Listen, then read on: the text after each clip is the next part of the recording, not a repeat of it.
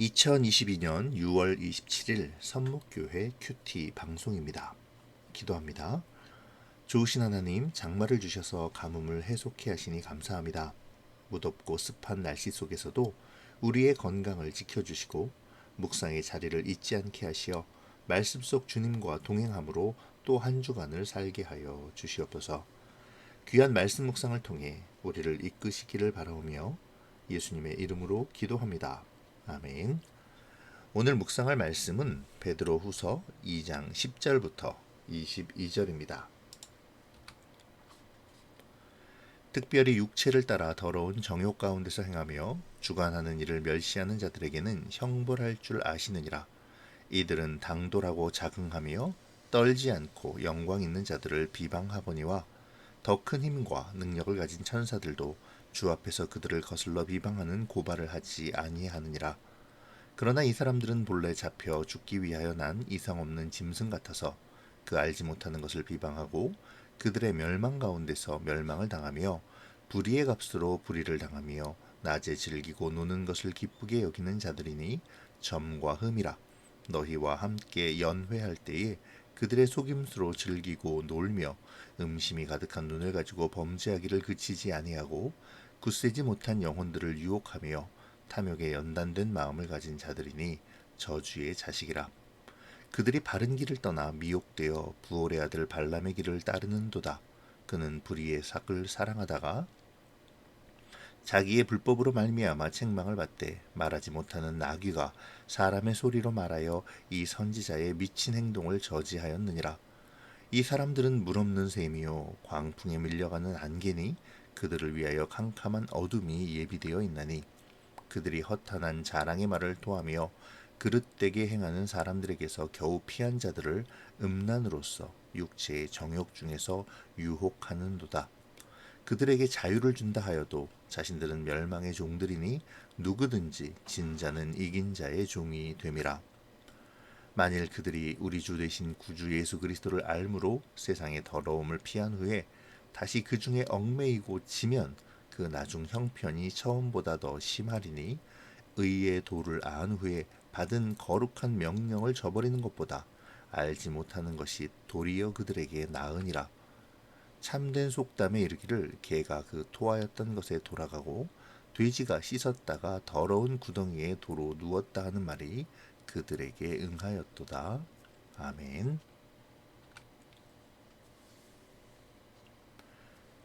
어제 본문은 거짓 교사, 이단에 대한 하나님의 심판에 관해 역사적인 근거들을 제시하는 내용이었죠. 자신의 자리를 이탈하여 타락한 천사들이 영원한 지옥에 갇혀 지키고 있다는 것 사실과 의의 전파자 노아의 삶을 살피며 홍수로 심판을 당할 당시의 타락상 그리고 소돔과 고모라에 대한 이야기를 통해 경건한 자는 시험에 건지시며 불의한 자들은 형벌 아래 두셨음을 보았었습니다. 같은 맥락에서 오늘 본문 역시 베드로 사도의 거짓 교사들에 대한 신랄한 비판이 이어지죠. 베드로 사도는 육체를 따라 더러운 정욕 가운데서 행하며 하나님을 멸시하는 자들에게는 형벌밖에 없음을 밝히며 오늘의 본문을 시작합니다. 거짓 교사들은 당돌하고 교활해서 하늘에 있는 영광 있는 자들을 무시하고 업신여기죠. 그러면서도 두려워하지 않습니다. 그런데 이상한 것은 모욕을 당하고 업신여김을 당하는 천사들의 태도입니다. 천사들은 거짓 교사들보다 더 큰 힘과 능력을 가지고 있으면서도 주님 앞에서 그들을 고발하거나 헐뜯지 않죠. 그 이유는 그들이 자신들이 저지른 불의의 값으로 해를 당할 것이기 때문입니다. 거짓 교사들은 본래 잡혀서 죽으려고 태어난 이성이 없는 짐승들과도 같아서 알지도 못하는 일들을 아는 것처럼 말하고 비방하죠. 자신들이 무엇을 하는지도 알지 못하지만 그들의 교만은 그것을 깨닫지 못하도록 합니다. 거짓 교사들의 삶은 흠과 티투성이입니다. 불의의 값, 그러니까 악한 행위로 이익을 얻고자 하고 그것으로 연회를 베풀고 음란과 속임수로 범죄하죠. 그러면서도 굳세지 못한 영혼들을 미혹합니다.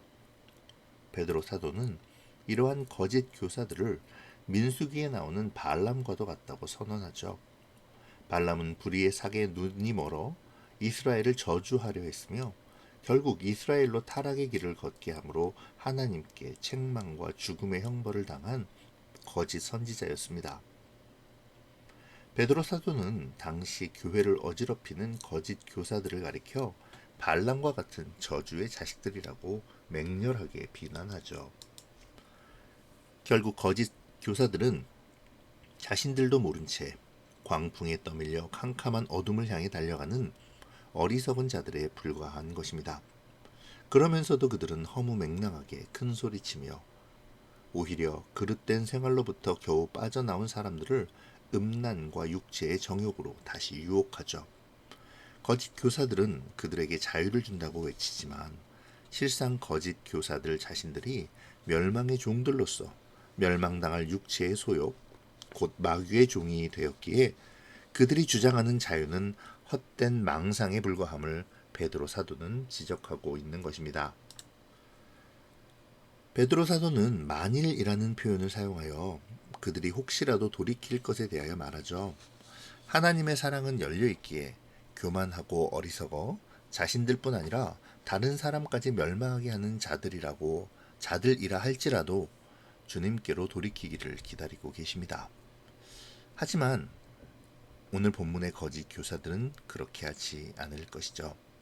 혹여 돌이킨다 하더라도 다시 돌아가 그 악하고 더러운 것에 빠지게 될 것입니다. 그러므로 그들의 나중 형편은 더 나빠지겠죠. 더 큰 비참이 그들을 기다리고 있을 것입니다.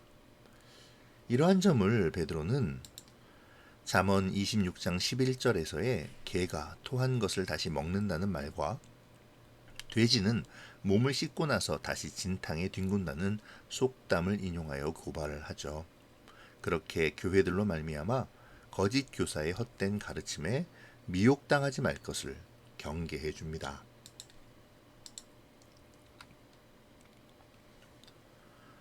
오늘 본문에서 베드로 사도는 거짓 교사들을 움직이는 실제적인 동기와 특징을 고발하는데요. 그들은 권위를 멸시하고 천사들을 비방할 정도로 교만합니다. 이러한 교만은 곧 마음속에 세상을 향한 탐욕과 연결되죠. 베드로 사도는 거짓 교사들을 향해 탐욕에 연단된 마음을 가졌다고 진단합니다. 그리고 오늘 본문 전반에 걸쳐 탐욕이 이끌어내는 불의의 삶, 방탕함과 미혹함을 고발하죠. 거짓 선지자의 대명사인 발람을 인용하여 탐욕의 불의함을 고발합니다. 그리고 그들이 받게 될 형벌이 얼마나 비참한지에 대하여 언급하죠. 그렇게 교회의 성도들에게 거짓 교사들의 가르침에 미혹되지 말 것을 가르쳐 경계합니다. 여기서 우리는 탐욕이 연단된다라는 말에 주의를 기울여야 합니다. 탐욕에 연단된다는 것은 탐욕에 길들여진다는 의미이죠. 또한 탐욕을 연습한다라는 의미입니다.